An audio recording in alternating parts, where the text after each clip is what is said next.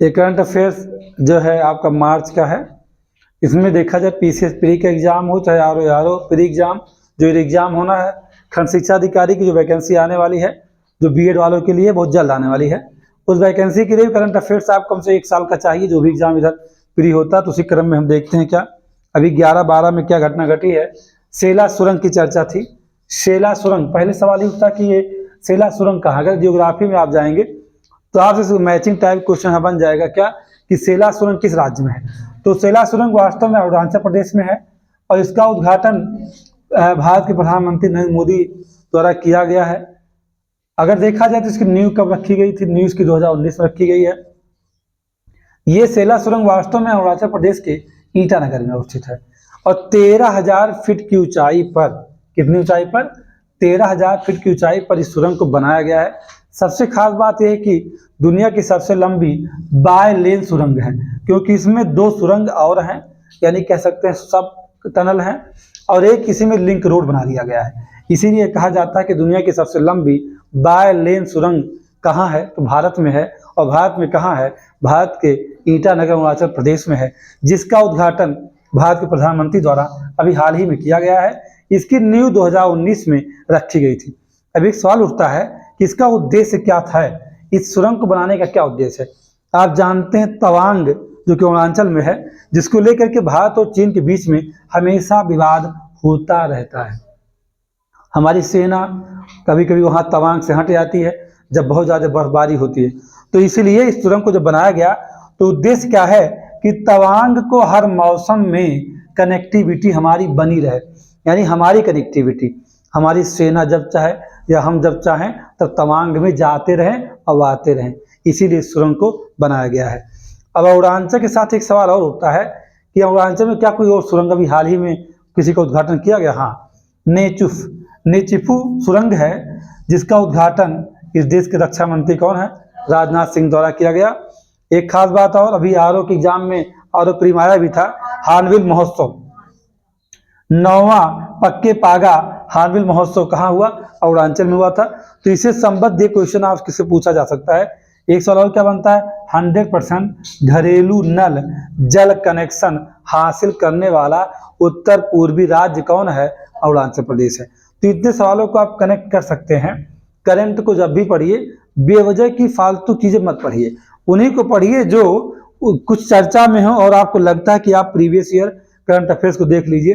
PCS RO commission द्वारा जितने exam हुए हो उनका एक बार करंट का आपको प्रीवियस ईयर देखना चाहिए, क्योंकि अगर आप देखें तो आपको आइडिया लग जाएगा कि कमीशन करंट में भी कहाँ कहाँ जाता है बार बार। तो नेक्स्ट क्वेश्चन हमारा है, हमारा संविधान हमारा सम्मान अभियान की शुरुआत किस राज्य में की गई है, राजस्थान में की गई। दुनिया का दूसरा सबसे बड़ा मोबाइल उत्पादक राष्ट्र देश कौन बन गया, तो भारत बन गया है। इसमें भारत क्या है, दुनिया का दूसरा सबसे बड़ा मोबाइल उत्पादक देश है, और जबकि चीन कहाँ है, पहले स्थान पर है। और एक योजना शुरू की गई हाल ही में, महतारी वंदन योजना, इसकी शुरुआत छत्तीसगढ़ से की गई है। छत्तीसगढ़ से किया किसने, देश के प्रधानमंत्री द्वारा इसकी शुरुआत की गई। इतना आपको यहाँ जानना है कि इसमें कौन पात्र होगा, इस महतारी वंदन योजना में पात्रता किसे है, तो कौन पात्र होगा, वो महिलाएं होंगी जो विवाहित महिलाएं जिनकी आयु 21 वर्ष से अधिक हो। एक बात जानिएगा, अगर 21 वर्ष से कम आयु की महिला विवाह हुआ है तो वह इस योजना में नहीं लाभ ले सकती है, लेकिन जिनकी आयु 21 वर्ष से अधिक हो उन्हें महतारी वंदन योजना के तहत 1,000 रुपये प्रति माह दिया जाएगा, बशर्ते विवाहित महिला होनी चाहिए, क्योंकि अगर विवाहित अविवाहित है तो उसको आश्रित किसके ऊपर होती है, वो तो माता पिता की जिम्मेदारी है, वहां नहीं मिलेगा आपको। एक सवाल और हो सकता है कि इस योजना में किसे और शामिल किया गया, तो विधवा महिलाएं हैं उनको भी शामिल किया गया, और तलाकशुदा महिलाएं, यानी कि महिलाओं की कंडीशन क्या है, 21 वर्ष से अधिक, विवाहित महिला, विधवा और तलाकशुदा महिलाओं को 1,000 रुपये प्रति माह दिया जाएगा। एक ऐसा अनुमान है कि इस योजना का लाभ लगभग 70 लाख लोगों को मिलेगा।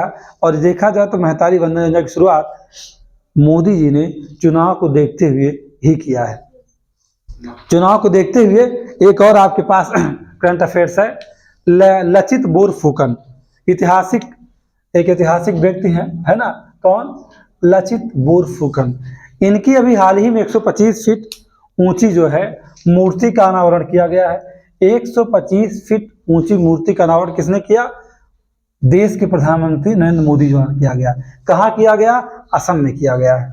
असम में किया गया। अब इस चूंकि चर्चा में क्यों है, या इस मूर्ति को हमें स्थापित करने की क्या जरूरत पड़ी, या इसे हम किस नाम से जानेंगे, तो statue of velar. Statue of velar यानी कि वीरता की प्रतिमा कौन है? लचित बोरफुकन की 125 फीट की जो मूर्ति है, जिसका अनावरण मोदी जो किया गया। इस मूर्ति का निर्माण राम बनर्जी सुतार द्वारा किया गया है। इस बात को आप ध्यान दीजिएगा। एक खास बात और है कि इतिहास में अगर आप जाते हैं तो लचित बोरफुकन जानते हैं अहोम साम्राज्य था। अहोम साम्राज्य जिसकी स्थापना 1228 में असम में की गई थी। असम में अहोम साम्राज्य था। उस अहोम साम्राज्य का महान सेनापति कौन था? लचित बोरफुकन था, जिसकी प्रतिमा का अनावरण अभी हाल ही में किया गया है। एक खास बात और है, मुगलों की सेना को 1671 में सराय घाट के युद्ध में किसने हरा दिया था? लचित बोरफुकन ने। इसीलिए इनको महत्व दिया गया है। तो ये हम बहुत सारे युद्ध पढ़ते हैं। परंपरागत सवालों में हमारे पास बहुत युद्ध हैं। खजुआ का युद्ध है ना, और क्या कहते हैं खुर्दा का युद्ध, शामगढ़ का युद्ध। ऐसे ही युद्धों में करंट के साथ हम कनेक्ट कर रहे हैं किसे? सराय घाट का युद्ध, जो पूछा जाएगा एग्जाम में। 1671 में मुगल सेना को नाको चना चबवा दिया। किसने चबवा दिया था? लचित बोरफुकन ने। इसीलिए इनकी प्रतिमा का अनावरण किया गया। कहाँ? असम में। अहोम साम्राज्य की स्थापना कब हुई? 1228 में हुई, जिसका महान सेनापति लचित बोरफुकन है। इनको बार बार देखिएगा, क्योंकि इतिहास से कनेक्ट है ये। यहाँ सवाल एग्जाम में आना ही आना है। नहीं कुछ होगा तो अहोम विद्रोह ही आपके सामने आ जाएगा। समझ गए? आता है ना बार बार अहोम विद्रोह। अब नेक्स्ट हमारा क्या है? Catch the rain. Catch the rain की शुरुआत जल शक्ति मंत्रालय के कौन? गजेंद्र सिंह शेखावत द्वारा किया गया। और कहाँ से किया गया? नई दिल्ली से। ये 5वां संस्करण था। इसका विषय क्या था? नारी शक्ति से जल शक्ति। यानी कि यहाँ क्वेश्चन बनेगा, आप महिलाओं को यहाँ महत्ता दी गई है। कैच द रेन किसके लिए है? तो जल शक्ति मंत्रालय की योजना अपनी है, उसका अभियान है, जिसकी शुरुआत नई दिल्ली में किसके द्वारा? गजेंद्र शेखावत द्वारा किया गया था, जिसका विषय क्या है? नारी शक्ति से जल शक्ति। एक क्या है? माजुली मुखौटा। माजुली को देख के लग रहा है कि ये माजुली द्वीप की कहानी होगी। माजुली एक जिला कहाँ है? असम में है ना। तो आप माजुली मुखौटा को जीआई टैग दिया गया। इसका संबंध किससे है?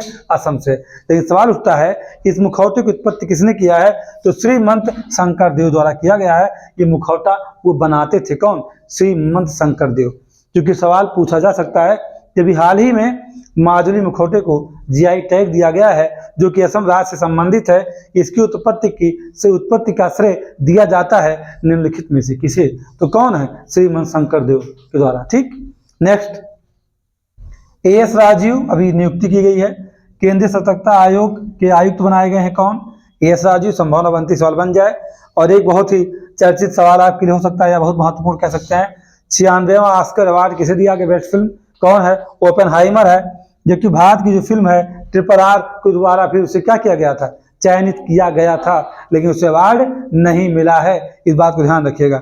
SC/ST आयोग की सदस्य किसे बनाया गया है? आशा लकड़ा को बनाया गया। एक महिला को कहा अनुसूचित जात अनुसूचित जनजाति जो आयोग है उसका क्या बनाया गया है? सदस्य बनाया गया। आपको बताऊंगा मैं कि आप चाहें तो कहाँ लक्ष्मीकांत पे जा करके SC/ST आयोग को जरूर पढ़ लीजिएगा, क्योंकि यहाँ सवाल आपसे प्री में पूछा जा सकता है। तो करंट अफेयर्स मैं आपको जो भी पढ़ाऊंगा वो बहुत ही महत्वपूर्ण होगा, बहुत ही महत्वपूर्ण। मैं बेवजह किसी करंट पे आपसे चर्चा नहीं करूंगा 4 घंटे 5 घंटे की। हाँ, जो सवाल दूंगा वो एग्जाम में आपको मिलेगा, इस बात की पूरी गारंटी है। आप इसको पढ़िए, बार रिवाइज करिए, नोट्स बनाइए। अच्छा लगे तो लोगों तक पहुंचाइए, इसे शेयर भी करिए। कोई सलाह देना चाहें तो सलाह जरूर दीजिए।